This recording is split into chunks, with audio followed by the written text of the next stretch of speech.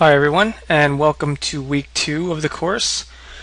So before we get into actually painting anything, I wanted to have a brief discussion on talking about the transition you're going to see between Mari 1.5 and 1.6 to Mari 2.0. So here I've created kind of a very crude diagram of how I actually traditionally have found a easy transition from painting in Photoshop to painting in Mari.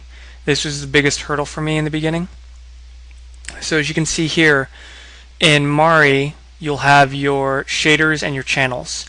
When I first started out, channels were very confusing to me. That word was very confusing to me because traditionally channels were red, green, and blue slots within a layer in Photoshop.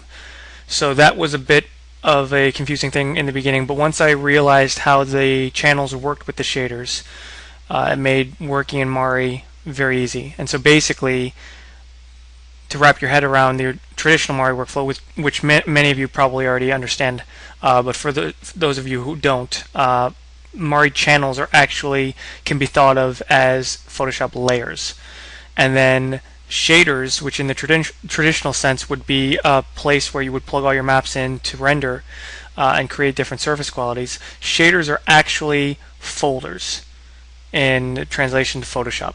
So inside a shader, you will have all of these channels that exhibit here, and it would be the same setup and architecture as Photoshop with a folder and layers in it. So this was the easiest way for me to understand Mari in the beginning. However, in Mari 2.0, we're going to see a drastic shift. And what we're going to see is something that looks a little bit like this. With Mari 2.0, we've introduced the layer system. And it is called layers, just like we would traditionally think of layers as being.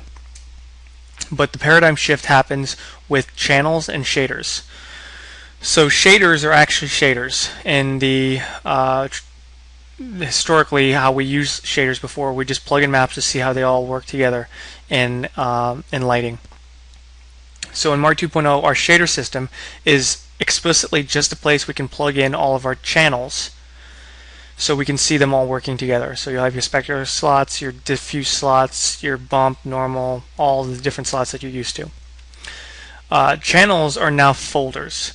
So in Mari 1.5 and 1.6, we use channels as layers. This is shifting. So basically, shaders are becoming shaders, channels are becoming shaders, which essentially are folders.